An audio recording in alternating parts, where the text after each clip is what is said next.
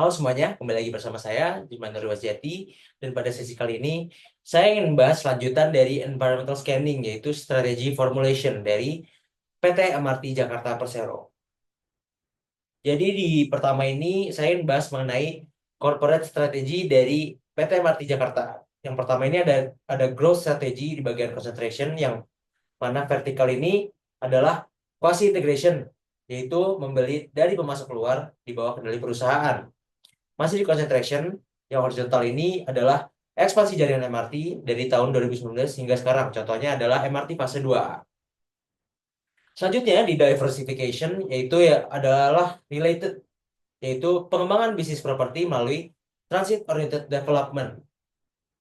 Selanjutnya di delay atau stability strategi ini ada pause or proceed with caution, yaitu selama pandemi COVID-19, PT MRT Jakarta ini memperlambat beberapa aspek konstruksi fase 2, yaitu fase 2 adalah rutenya Bundaran HI ke Ancol, dikarenakan adanya pembatasan mobilitas dan ketidakpastian pendanaan.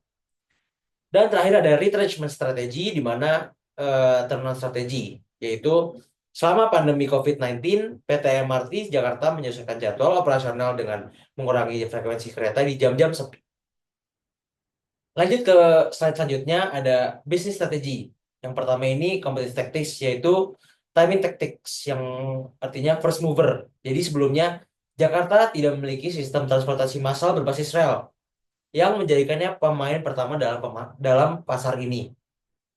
Selanjutnya ada differentiation, yaitu PT MRT Jakarta berada di pasar yang menyediakan layanan publik. Dengan terus berinovasi pada teknologi dan juga lingkungan, PT MRT Jakarta ini dapat membedakan dirinya dari transportasi umum lainnya.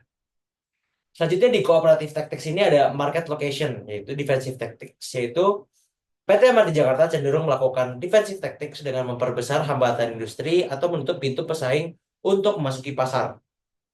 Dan yang terakhir ada collision strategy, di mana PT MRT Jakarta berkolaborasi dengan Transjakarta untuk mengintegrasikan sistem tarif, memungkinkan penumpang menggunakan tiket terpadu atau diskon saat berpindah moda di hub seperti Duku Atas ataupun Lebak Bulus. Selanjutnya ada functional strategy juga di bagian marketing. Nah, marketing ini menggunakan strategi STP, yaitu segmenting, targeting, positioning.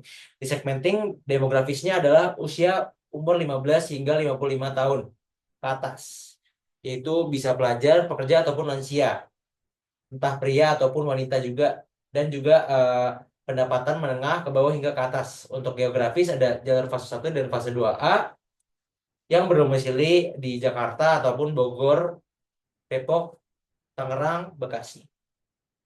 Di psikografis, yaitu gaya hidup yang aktif, modern, dan peduli lingkungan. Dan terakhir di behavioral, yaitu pengguna harian, mingguan, ataupun sesekali. Dan juga pengguna yang mencari kecepatan, kenyamanan, keamanan, harga terjangkau, dan ramah lingkungan.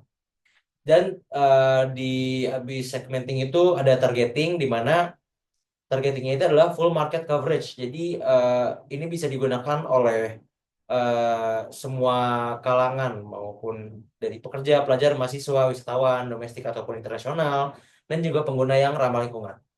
Dan terakhir di positioning ini ada solusi transportasi premium, tercepat, teraman, ternyaman di Jakarta. Selanjutnya di functional strategy human resources, yang pertama ini ada procurement, di mana yang pertama ini pelatihan operasional dan keselamatan. Jadi ini pelatihannya adalah pelatihan rutin untuk keterampilan pratangga dan juga protokol keselamatan. Jadi dampaknya ini adalah meningkatkan keandalan layanan dan reputasi keselamatan. Selanjutnya ada pengembangan digital, yaitu pelatihan sistem MRTJ dan analitik data. Dampaknya adalah mempercepat adopsi teknologi dan efisiensi pelayanan. Selanjutnya ada development, di mana rekrutmen kompetensi, yaitu merekrut talenta transportasi dan teknologi untuk fase 1 dan 2. Dampaknya ini adalah membangun tim berkualitas untuk ekspansi dan layanan premium. Selanjutnya ada retensi karyawan, yaitu insentif dan pengembangan karir pasca pandemi. Dampaknya adalah mengurangi turnover dan jaga komunitas keahlian. Selanjutnya ada maintenance, di mana kode etik tarif, yaitu pedoman perilaku berbasis transparansi dan keadilan. Selanjutnya dampaknya ini dari tarif adalah memperkuat tata kelola dan juga kepercayaan pemangku kepentingan. Dan yang terakhir ada kesejahteraan karyawan, di mana program kesehatan mental dan juga fisik. Dan dampaknya adalah meningkatkan produktivitas dan stabilitas operasional. Selanjutnya ada functional strategy di bagian operations, di mana yang pertama ini operation functionnya ada marketing design of goods and services, dan nama strateginya adalah integrasi multimodal, dan penjelasannya ini mengenai strateginya adalah integrasi dengan Transjakarta, KRL, LRT di hub seperti Duku Atas yang berdampak pada peningkatan daya tarik dan loyalitas penumpang. Yang kedua ada di aspek managing quality, strateginya adalah pemantauan kualitas, di mana standar kualitas jadwal dan keadilan via pemantauan rutin yang berdampak pada kepuasan penumpang dan minim gangguan. Selanjutnya ada proses and capacity design, di mana strateginya adalah penambahan kapasitas fase 1, di mana frekuensi kereta ditingkatkan di fase 1 yang dapat mengurangi waktu tunggu dan meningkatkan efisiensi. Selanjutnya ada location selection, di mana stasiun strategis, yaitu Lebak Bulus dan Duku Atas, untuk TOD itu dapat mengoptimalkan akses dan pendapatan non-tiket. Terakhir ada layout design, di mana strateginya adalah desain stasiun terintegrasi, di mana tata letak stasiun, yaitu seperti Duku Atas, untuk koneksi antar moda yang mana menambah kenyamanan dan efisiensi alur.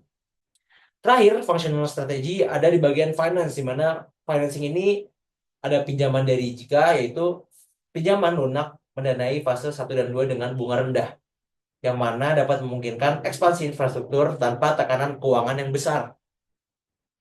Lalu ada subsidi juga dari Pemprov DKI, yaitu dukungan finansial untuk operasional fase 1 selama pandemi, yang mana dapat menjaga likuiditas dan kelangsungan pelayanan dari publik. Selanjutnya ada investing, di mana fase 2A. Nah, dana ini untuk konstruksi jalur Bundaran HI Kota sampai Ancol bersama dengan mitra, yang mana dapat memperluas jaringan dan meningkatkan potensi pendapatan tiket. Lalu ada Transit Oriented Development Lebak Bulus, di mana investasi mixed use bersama PT Intiland yang mana dapat menjadi sumber pendapatan non-tiket stabil dan dukung pembangunan urban. Dan terakhir ada dividen, di mana dividen ke Pemprov DKI, yaitu pembayaran tahunan ke pemegang saham, yang mana menjadi bukti stabilitas keuangan dan komitmen kepada pemilik saham. Lalu ada yang terakhir, reinvestasi laba, yaitu alokasi laba untuk proyek infrastruktur fase 2, yang mana dapat mendorong pertumbuhan jangka panjang dan keberlanjutan. Lalu juga ada other functional strategy. Yang pertama ada information technology seperti digitalisasi tiket via WhatsApp, lalu juga peningkatan aplikasi MyMRTJ, gitu. Lalu untuk sustainability juga ada Green Station Initiative dan penggunaan energi terbarukan dengan PLN. Selanjutnya ada strategi alternatif, di mana di sini ada BCG dan juga GE Matrix. Yang pertama di BCG, MRT ini menduduki posisi di question mark, yang mana relatif market share MRT ini cukup tergolong rendah dan juga market growth rate-nya juga rendah. Selanjutnya juga di GE Matrix, MRT ini masuk ke dalam kategori invest ataupun grow, di mana bisa dilihat bahwa strength of business unit-nya ini medium, namun industri attractiveness-nya ini tinggi. Misal selanjutnya ada Tux Matrix, di mana ini adalah kombinasi dari IPAS dan EPAS yang telah saya bahas di sesi sebelumnya. Jadi strategi pertama dari strength opportunities ini adalah memanfaatkan armada dan dukungan pemerintah untuk mempercepat perluasan jalur MRT. Di weakness opportunities ada pemanfaatan dukungan pemerintah untuk mengembangkan TOD guna meningkatkan pendapatan non-tiket dan mengurangi ketergantungan tersebut. Selanjutnya di strength threats ini adalah mengandalkan hubungan dengan pemerintah untuk mengamankan pembiayaan proyek dan kelancaran pembangunan infrastruktur yang baru.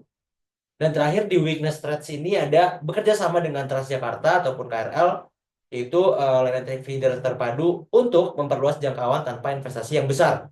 Jadi dia mengurangi dampak jaringan MRT yang terbatas dan ancaman untuk kompetisi.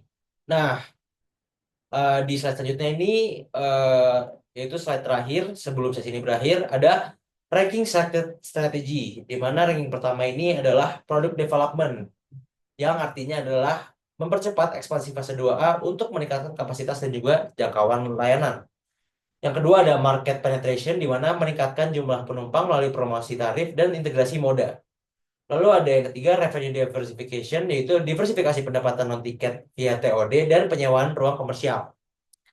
Lalu yang keempat ada teknologi driven efficiency, yaitu menggunakan teknologi untuk kurangi biaya operasional di tengah kenaikan biaya. Dan terakhir ada operational efficiency, yaitu mengoptimalkan biaya operasional melalui teknologi dan efisiensi seperti pemeliharaan preventif. Jadi itu tadi menjadi penanda bahwa sesi kita telah berakhir. Sampai jumpa di sesi berikutnya. Terima kasih banyak.